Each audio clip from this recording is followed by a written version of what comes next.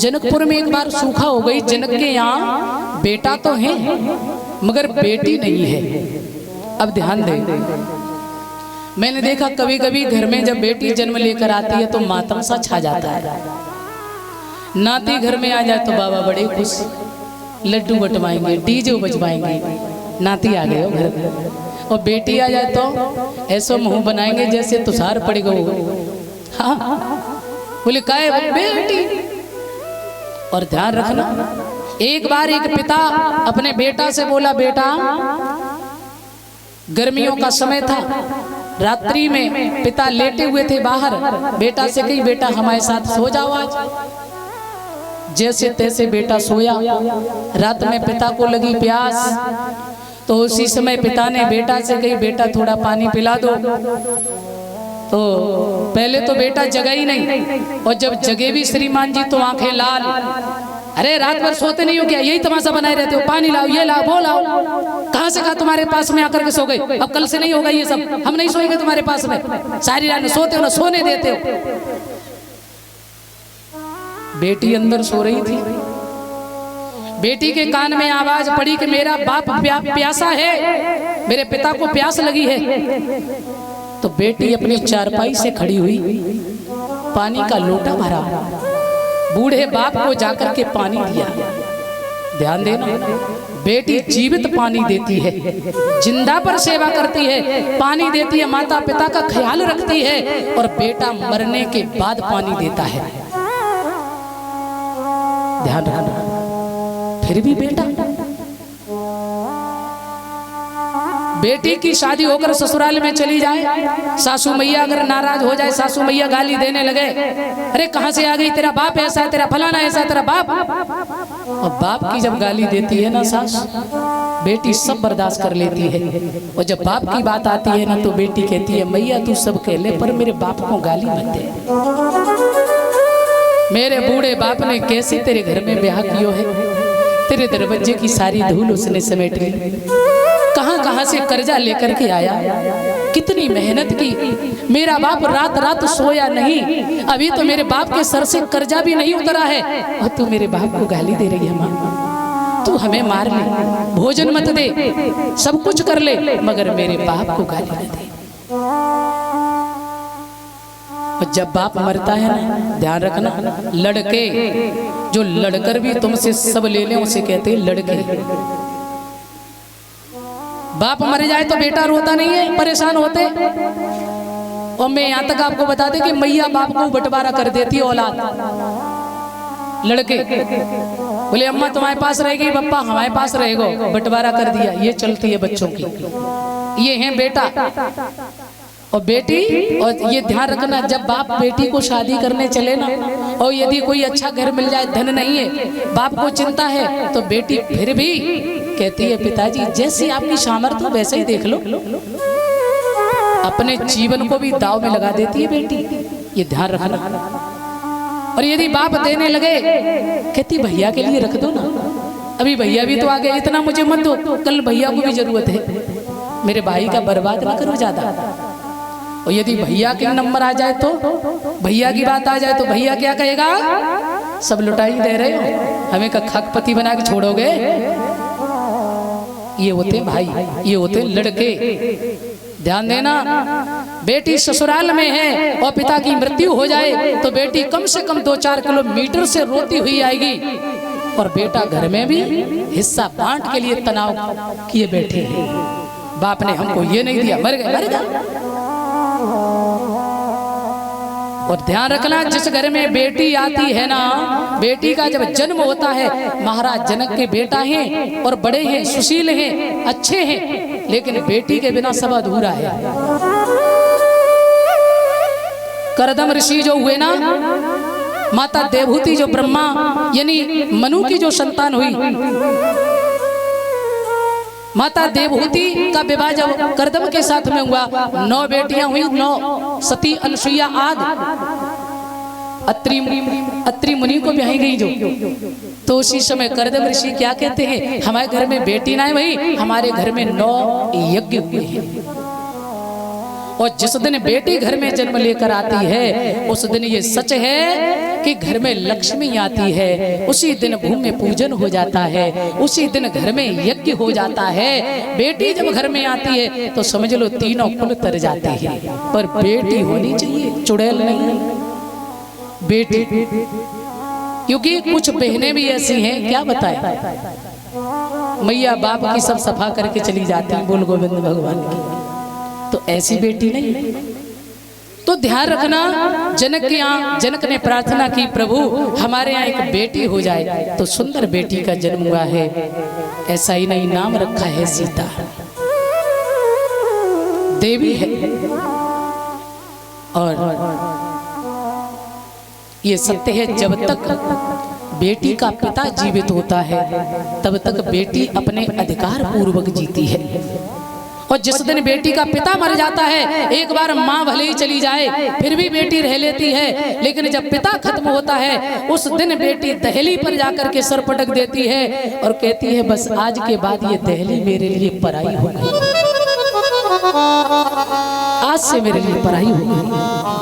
क्यों? बोले माँ तो भाइयों के बस में हो गई, भाई जैसा चलाएंगे वैसी माँ चलेगी। माँ मेरी कुछ नहीं कर सकती है, मगर जब तक बाप जीवित था तब तक बेटी प्रसन्नता से जी रही थी, अधिकार पूर्वक जी रही थी।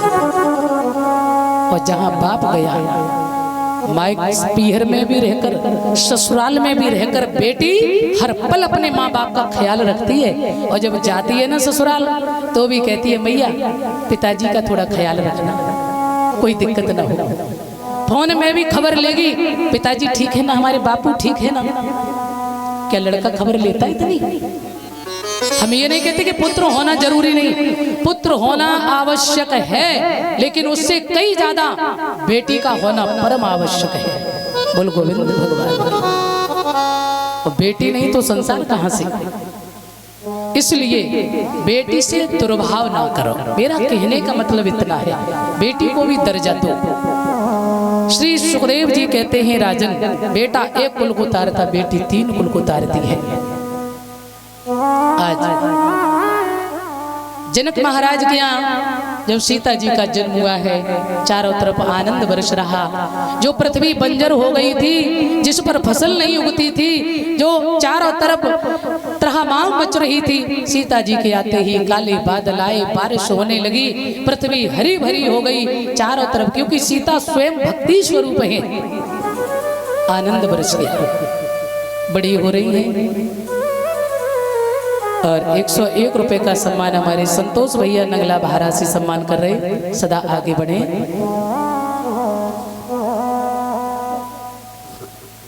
और 101 रुपए राकेश पंडित जी भैया भी सम्मान कर रहे, सदा आगे बढ़े। तो मेरे सज्जनों, इधर एक दिन सीता जी ने क्या देखा, जब बड़ी हुई तो घर में महात्मा दधीच की हड्डियों का बनाया हुआ धनुष रखा है। सफाई करती हुई जब सीता बड़ी हुई ना, तो घर में सफाई कर रही, माँ का काम करा रही है, माँ का साथ दे रही है। धनुष को उठा के दूसरी जगह रख दिया। क्या हुआ? श्री जनक दुलारी सीता ने और बचपन में कौतक दिखलाया।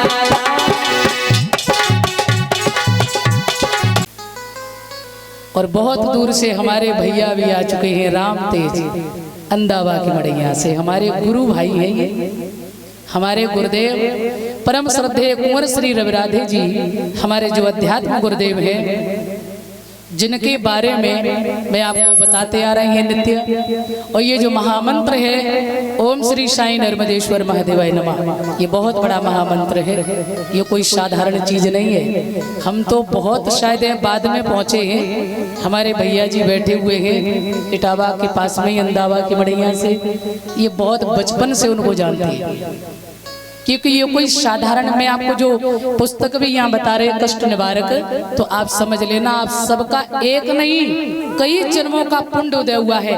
वक्ता तो बहुत हैं, शास्त्री बहुत हैं, मगर कहते हैं ना जब राम थे, कहते ना जब भगवान था तब मैं नहीं था, और जब हरि हैं तब, तो जब भगवान थे सोचते अरे कृष्ण होंगे तो कितना अच्छा लग रहा होगा, अरे राम जब अवध में आए होंगे तो उस समय कितना अच्छा लग रहा होगा। क्या आज नहीं है? आज भी तो है, मगर खोज के तो देखो, जिन खोजा तिन पाइया गहरे पानी बैठे। खोज के देखिए, कौन कहता है भगवान आते नहीं और सच्चे दिल से प्रभु को बुलाते नहीं, और क्यों कहते हो भगवान आते नहीं? मैं तो कहते 1000 बार आते हैं, और जैसे बुलाओ, जिस रूप में बुलाओ, उस रूप में आती है, मेरा विश्वास है। हम तो बहुत छोटे भक्त हैं, देखो बड़े बड़े भक्त बैठे बोल गोविंद भगवान की, और क्या। तो मैं चाहते हैं कि जब तक नहीं जानते, ठीक है, प्रयास करिए उस पर चलने का। ये महामंत्र ही अपने आप में इतना पावरफुल है कि ये आपको कहीं से भी खींच करके और परमात्मा से मिला ही देगा, इतना पावरफुल है। क्योंकि नर्मदेश्वर के बिना राम भी नहीं आए। नर्मदेश्वर वो पावर है, दशरथ नर हैं और मादा माता कौशल्या, और जब नर और मादा ये दोनों एक हुए, तो नर और मादा रूपी जब दोनों एक हो गए माता पिता, तभी राम जी आ गए। वसुदेव और देवकी जब एक होंगे तब कृष्ण आएंगे। बिना कोई भगवान डायरेक्ट नहीं आता है, कितना भी बड़ा क्यों न हो, मगर माता पिता, हमारे अध्यात्म गुरुदेव जी कहते, श्री रवि राधे जी का ये अरमान, और माता पिता का करो सम्मान। माता पिता से बड़ा कोई भगवान नहीं है। भगवान भी तो उन्हीं से आते, महापुरुष संत वो भी उन्हीं से आते। अयोध्या में आनंद बरस रहा है, तो कहते हैं कौशल्या के कई सुमित्रा महाराज दशरथ सोच रहे हैं, अभी तक एक भी बालक नहीं था, अब तो हमारे यहाँ 4 बालक हैं, बड़ी खुशी है। नामकरण किया गया, भगवान बड़े हुए, और जब भगवान बड़े हो रहे हैं तो ऐसा ही नहीं, एक दिन विश्वामित्र जी पहुंचे महाराज दशरथ के यहाँ, कहने लगे हम यज्ञ करते हैं, राक्षस पूर्ण नहीं होने देते हैं, इसलिए राम लक्ष्मण की जोड़ी जरा हमें दे दो। तो राम लक्ष्मण की जोड़ी को मांग लिया। मेरे सज्जनों कहने लगे महाराज ले जाओ, मगर एक बात बताइए, छोटे से बालक आपकी क्या सहायता करेंगे? तो कहने लगे छोटे से बालक, बोले ये तो बहुत कुछ करेंगे। ये आप कहाँ जानते हो, ये बालक नहीं है, ये तो परबाबा है। राम लक्ष्मण की जोड़ी को लेकर के विश्वामित्र जंगल में गए, यज्ञ आरंभ किए, राक्षस आने लगे, भगवान ने उद्धार किया, ताड़का का उद्धार किया। इधर जनकपुर में एक बार क्या हुआ, इधर राम जी तो बड़े हो रहे, गुरुदेव के साथ आनंद ले रहे हैं, भ्रमण कर रहे हैं।